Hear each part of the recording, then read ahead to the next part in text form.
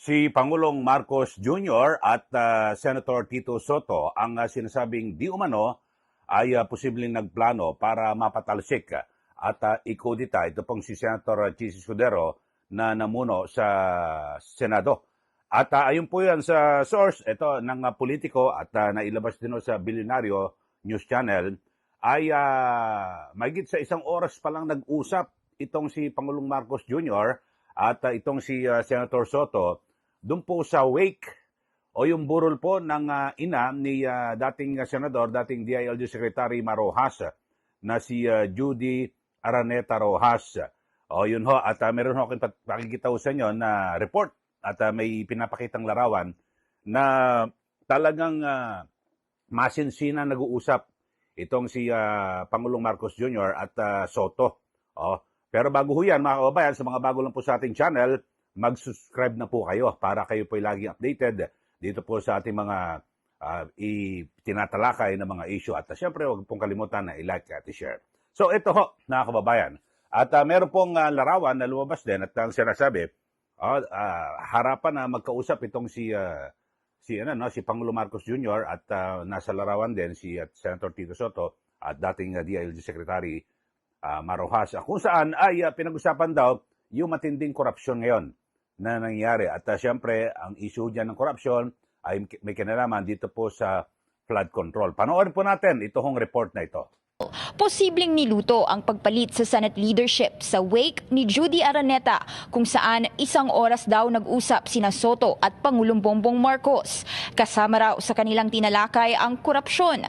Si bagong Senate Majority Leader Mig Zubiri na nag-nominate sa bagong Senate Chief, sinabing kailangan ng Senado ng reliable at trustworthy leader gaya ni Soto at anya, the Senate will be in good hands. Napanood nyo at ang sinasabi ay posibleng niluto ni Pangulong Marcos Jr. at Senator Soto ang kudita laban po kay Senator Chis Escudero noong week o burol po ng ina ni dating Senator Marojas. So yun ho at nagkatugma-tugma na ho ngayon ang issue. Pero bagamat kung napag-usapan mo yan, so lumilitaw ho na meron pong basbas mula sa Malacanang o kay Pangulong Marcos Jr. yung pagpapalit ng liderato dyan po sa Senado. At siyempre, talagang sa mga nakaraan, hindi po maiiwasan, di ba? Lalo na sa House of Representatives, nang sinasabi, pag hindi binasbasan ng Malacanang, ang House Speaker, malabong maupo. Ngayon, sa Senado, sa mga nakaraan, siyempre, itong kay Senator Chis Escudero, talagang grabe yung ginawa at kontrang-kontra po sa mga naisin po ng Malacanang, na kung saan, di ba, sa issue po ng impeachment, at hindi po pinalusot ni Senator Chis Escudero. Tapos ngayon, yung issue sa flood control, ang binabanggit, grabe ho yung isa po sa sinasilip ay itong parang hindi raw makontrol. Itong si Senator Rodante Marcoleta sa kanyang ginagawang investigasyon sa Senate Blue Ribbon Committee. At ewan natin kung baka may mga nasasagasaan o tinatamaan. So yun po ang isa rin daw po sa dahilan. At kung kaya't natanggal din po ito pong si Senator Chis Escudero bilang Senate President. Pero again pa man, alam naman natin na sa Senado, ako matagal na ho nag-cover din dyan, na talagang ang kagustuhan, numbers game po talaga lagi dyan. 15 ang nagkasundo, no? At 14, pang 15 si Senator Soto. Kasi 13 lang po, pwede na 12 plus 1. Ang kalahati kasi ng Senado ay 12, dahil 24 sila, tapos plus 1, 13 lang pwede na. Pero lahat po sila ay 15. 14 ang bumoto kay Senator Tito Soto. So, lagpas po sa 13. So, yun po. Pero, dito ho mga kababayan ay bagamat yan usap-usapan na may basbas ho ng Pangulo, ang tanong ho rito at ikinakatakot ho ng marami, pinangangabahan, baka na maging sunod-sunuran ang Senado sa kagustuhan ng Malacanang kung anong kumpas ni Pangulong Marcos Jr. Yun na ang gagawin. At kung sino ang gustong idiin, dito po, lalo na sa flood control project, yun po ang ididiin at iba i-absuelto. Pero umaasa ho tayo na hindi po mangyayari yan dahil sa, sabi po ngayon ni Senate President Tito Soto na sa kanyang pamumuno, mga kababayan, bilang Senate President, ang sabi po niya ay ang liderato po ng Senado o ang Senado ngayon, mayorya, ay magiging cooperative. Ano ibig sabihin? Basta kung anong gusto ng Malacanang na kung ito ay sa ikabubuti ng taong bayan, okay po ito. Magiging cooperative. Pero, sabi niya, but independent, balanced, transparent, at sincere.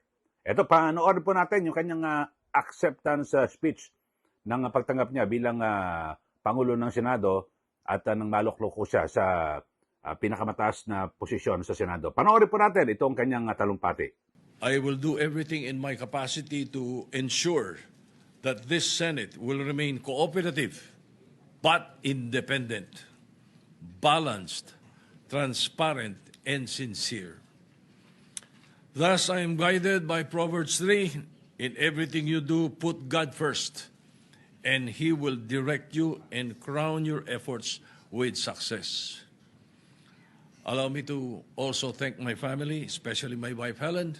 Yan po si Senate President Vicente Tito Soto III, na kung saan ay kanyang tinitiyak na bagamat magiging cooperative o hindi po kukontra at kumbaga sa makikipag mabutihan ang bagong Senado sa Malacanang o ehekutibo, pero magiging independent. Ano ibig sabihin ng independent? Hindi raw basta pwede na utos-utusan o sulsulan o kung ano man, at ibabalanse raw lahat at higit sa lahat transparent at sincere. Yan po. So, yan po ang aasahan sa pamumuno ni Senate President Vicente Tito Soto III. Kayo po, ano pong pananaw niyo rito sa ating mga viewers dito po sa ating channel? Yun ho, ang sabi ho, yung source ay posibleng nabuo ito hong kuditang ito, yung sa week. Nung nakarang linggo lang ho, kasi namaya pa po yung ina ni dating Senator Mar Rojas, na si Ginang Judy Araneta Rojas. At nandun ho, nakiramay po at sa lamay, ito pong sina Pangulo Marcos Jr. at nandun po si Senator Tito Soto. Nakuna ng picture, nakita niyo naman sa ating video, na kung saan talagang nag-usap po sila ng masinsinan. At ayon daw po sa source ng bilyonaryo at ng politiko, posibleng natalakay ho rito yung ang sinasabi, natalakay daw ho yung matinding korupsyon na nangyayari sa ating bansa. At siyempre, ang isa sa malaking issue dyan, yung sa flood control projects, na kung saan marami po ang nadadawit ng mga politiko at yung mga contractor at mga opisyal ng DPWH. Kayo, ano hong masasabi nyo? Sige ho, mag-comment na ho kayo dito po sa ating channel. At kung ito ho bang sinasabing posibleng nagplano si Pangulo Marcos Jr. at Senator Tito Soto ay ano ba ito, para sa kabutihan ng bansa? O siyempre, hindi natin maalis na iba. Naku, baka naman may gustong, ang mahirap kasi baka magkumpas ang Pangulo, ang Malacanang, na ito lang ang imbestigan. Ang idiin natin, ang mga Duterte. Yun, no? Kasi nararamdaman ho natin mga kababayan ngayon ay ang pumapalag nga itong si Senator Kiko Pangilinan Nasabi niya bakit 2022 hanggang 2025 lang na sinasabing anomalya ang pinag-uusapan. Dapat pati noong 2016 sa pag-upo ni Pangulong Duterte, kasi pinagbasihan niya dyan yung sinasabi ho na mga diskaya na nagsimula sila sa DPWH. Pero ang sinasabi sa unang mga parayam, 2012 pa ho, sa panahon pa ng ni Pinoy administration Aquino. Pero so tingnan natin, mag-oobserba ho tayo at kasi ang bago na hong chairman ng Senate Blue Ribbon Committee ay ito pong si Senate President pro tempore Ping Lacson na kilala sa pagbusisi sa mga budget. Tingnan ho natin dito kung ano ang direksyon at tumbok nito, at lahat naman tayo ay magmamanman. At dito ho kung sino ang siyempre makikita mo kung talagang maibabalanse or merong papanigan, at ang mga Duterte lang ang kanilang ididin o kung ano man. Kaya nga itong yung mga kapatid na Villar, nagudas na po sa Duterte Black di po ba? Kasi mukhang matutumbok itong si Senator Mark Villar na siyang naging secretary ng DPWH sa panahon po ng Duterte administration. Baka kala niya makakaligtas po siya. Pero titingnan ho natin kung kahit ba kaalyado na nila ngayon, kasama sa mayorya, ito pong si Senator Mark Villar, ano ba ito? Ibig bang sabihin ay maabsuelto ito at hindi maimbestigahan yung kanyang naging performance sa panahon po ng Duterte administration o paano.